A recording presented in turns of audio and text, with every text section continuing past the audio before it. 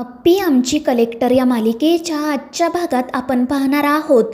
सुषमा अमोलदादाच्या फोटोसमोर दिवा लावत असते आणि त्याच वेळी बापू त्या ठिकाणी येतात. सुषमाला म्हणत असतात की मला अप्पीची खरंच खूप काळजी वाटत आहे. आणि त्यावर सुषमा म्हणते, हो मला सुद्धा. काल तिच्या मनातील चलबिचल कळली मला. आणि त्यावेळी बापू तिला विचारतात की छकुलीला जे वाटत आहे ते अप्पीला सुद्धा वाटत असेल का. आणि त्यावेळी मग सुषमा म्हणते की पोटचं पोर गेल्याचं दुःख काय आहे ते कळतंय मला.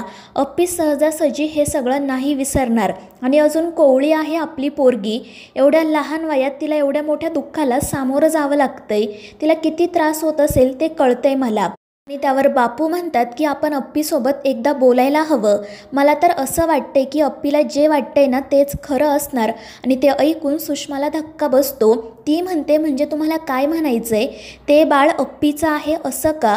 आणि त्यावर बापू म्हणतात की जर अप्पीला असं वाटत असेल तर आपण तिच्यावर विश्वास ठेवायला काय हरकत आहे. मात्र सुषमा म्हणते की जर हे त्या घरात कळलं ना तर गोंधळ होईल. तर बापू म्हणतात, मला त्याचीच तर भीती वाटतेय. कारण अप्पी हे कोणालाही बोलून दाखवणार नाही. ती मनातल्या मनात कुढत राहील. आणि त्यावर सुषमा म्हणते, नाही मी असं काही होऊ देणार नाही. मी आजच त्या दोघांशी बोलते. त्यांना सांगते की काही दिवस तुम्ही कुठेतरी बाहेर फिरायला जा, म्हणजे तुमचं मन हलकं होईल. आणि त्यावर बापूसुद्धा हो म्हणतात. तर दुसरीकडे रुपाली बाळाला झोपवत असते. त्याच वेळी स्वप्नीलसुद्धा त्या ठिकाणी येतो. ते दोघेजण बाळाबद्दलच बोलत असतात. आणि मग रुपाली म्हणते की आपण सतत त्याला बाळ पिल्लू असं म्हणतोय, त्याचं काहीतरी छान नाव ठेवायला हवं ना. आणि त्यावर स्वप्नील म्हणतो, अगदी खरं आहे, पण बाळाचं नाव काय ठेवायचं तेच कळत नाही. आणि त्यावर रुपाली म्हणते की आई तर मला सारखं विचारत असतात की बाळाचं नाव काही ठरवलंय की नाही. त्यावर स्वप्नील म्हणतो की बाळाचं नाव खूप विचारपूर्वक ठेवायला हवं, कारण ती बाळाला आपण आयुष्यभरासाठी दिलेली ओळख असते. आणि मग तो रुपालीला सांगतो की मी बाळासाठी काही विशेषणं काढली आहेत. त्यावर रुपाली म्हणते की अहो आपल्याला बाळाला नाव ठेवायचं आहे, विशेषण नाही. आणि त्यावर स्वप्नील हसतच म्हणतो, अगं थांब आधी ऐकून तर घे. मात्र रुपाली म्हणते की तुमची डायरी तुमच्या खिशातच ठेवा आणि बाळाबद्दल तुम्हाला काय वाटते ते सांगा. आणि त्यावर स्वप्नील म्हणतो की या बाळाच्या आपल्या आयुष्यात येण्यामुळे आपलं आयुष्य खरंच खूप आनंददायी झालं आहे. कित्येक दिवसांनी सुखाची झोप लागत आहे. आणि सगळ्यात महत्त्वाचं म्हणजे तू बरी झाली आहे. आणि त्यावर रुपाली म्हणते, मग आपण यावरूनच बाळाचे एक छान नाव ठेवूयात. आणि मग ती स्वप्नीलच्या कानात ते नाव सांगते. त्यामुळे स्वप्नीलाही खुश होतो.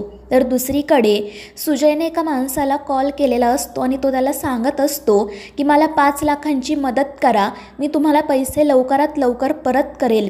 आणि त्याच वेळी पिऊ त्या ठिकाणी येते. आणि मग तिला बघून सुजय वेगळंच काहीतरी बोलायला लागतो आणि मग तेथून तो जाण्यासाठी निघतो.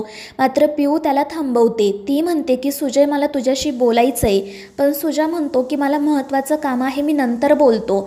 मात्र पिऊ त्याला थांबवते आणि त्याला विचारते की माझे दागिने कुठे आहेत. त्यामुळे सुजा खूप घाबरतो. पण तरीही तो म्हणत असतो की कोणते दागिने मला तर काही माहिती नाही.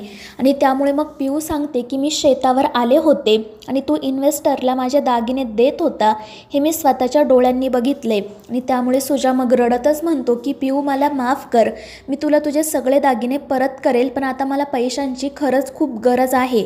आणि मग त्यावेळी पिऊ त्याला समजावते की मला ते दागिने नको आहेत, पण प्लीज यापुढे माझ्यापासून काहीही लपवू नको.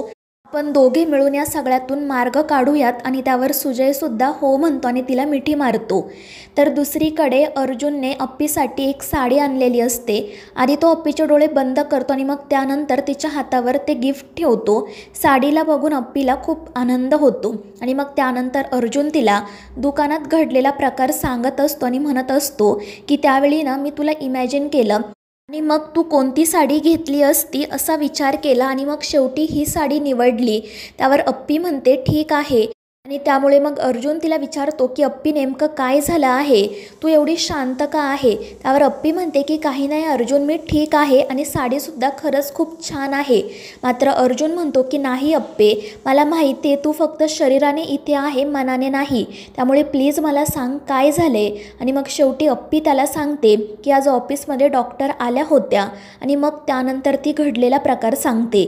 आणि तो सगळा प्रकार ऐकून अर्जुन म्हणतो की जर आपलं बाळच या जगात नाही नाहीये तर मग तुला पान्हा कसा फुटेल. त्यावर अप्पी म्हणते की अर्जुन तसं नाहीये, बाळ जन्माला आल्यानंतर आईला पान्हा फुटतो. मात्र अर्जुन पुढचं काही ऐकूनच घेत नाही.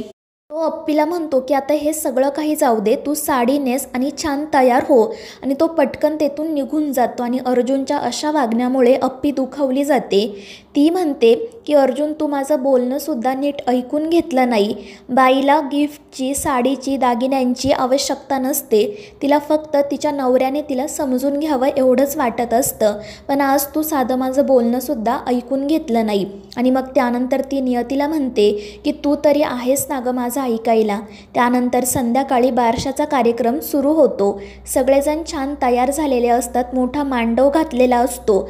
सगळेजण खूप आनंदात असतात. आणि मग त्यानंतर बापू, सुषमा, दिप्या, छकुली हे सुद्धा येतात. त्यांना बघून कदमांना खूप आनंद होतो. अप्पी सगळ्यांना चहा सरबत देत असते. आणि मग त्याच वेळी मनी आणि संकल्प त्या ठिकाणी येतात. त्या दोघांनी लग्नातले कपडे घातलेले असतात.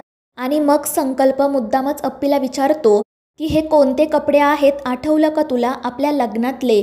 आणि ते ऐकून अर्जुन चिडूनच त्याच्याकडे जातो. पण तो काही बोलणार इतक्यात अप्पी त्याला थांबवते आणि म्हणते की यांना उत्तर मीच देते. आणि मग ती संकल्पला म्हणते की संकल्प ढोबळे, आपल्या नाही तर तुमच्या न झालेल्या लग्नातील.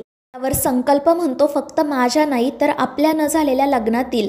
आणि त्यावर अप्पी हसतच म्हणते की माझं तर लग्न झालं आहे आणि मी एकदम सुखात आहे. मात्र त्यावेळी मनी म्हणते की तू कशाची सुखात ग, आज हा सगळा कार्यक्रम बघून तुझ्या किती पोटात दुखत असेल ते मला चांगलंच कळतंय. पण त्याच वेळी स्वप्नील त्या ठिकाणी येतो आणि तो मनी मावशीला म्हणतो की आज अपर्णाला काय वाटत आहे ना ते आम्हाला चांगलंच माहिती आहे, त्यामुळे तुम्ही काही बोलायची गरज नाही आहे. आणि मग त्यानंतर सरकार सगळ्यांना सांगतात की उगाच त्यांच्या नादी लागू नका, आपापलं काम करा. आणि त्यामुळे मग सगळेजण तेथून निघून जातात. पण संकल्प अप्पीला म्हणत असतो की तू त्या दिवशी लग्नातून पळून गेली आणि सगळ्या गावासमोर माझं नाक कापलं.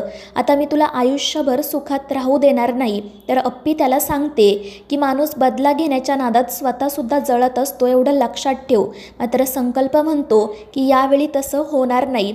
तर अप्पी तेथून निघून जाते. तर तो हसतच मनीला सांगत असतो की स्वतःच्या पोटच्या पोराच्या बारशात ही वेड्यासारखी फिरत आहे.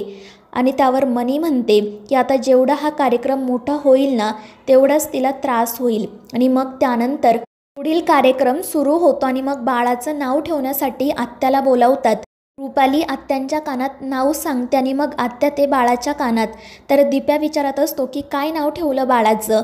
आणि मग त्यानंतर स्वप्नील आणि रुपाली बाळाचं नाव असणारी जी पाटी असते ती उघडतात आणि त्यामध्ये नाव असतं अमोल. आणि अमोल हे नाव बघून अप्पी आणि अर्जुनला मोठा धक्का बसतो. बापू आणि सुषमासुद्धा आश्चर्यानेच त्या पाटीकडे बघत असतात. तर मित्रांनो, या मालिकेच्या पुढील भागांच्या अपडेटसाठी आपल्या चॅनेलला सबस्क्राईब करा.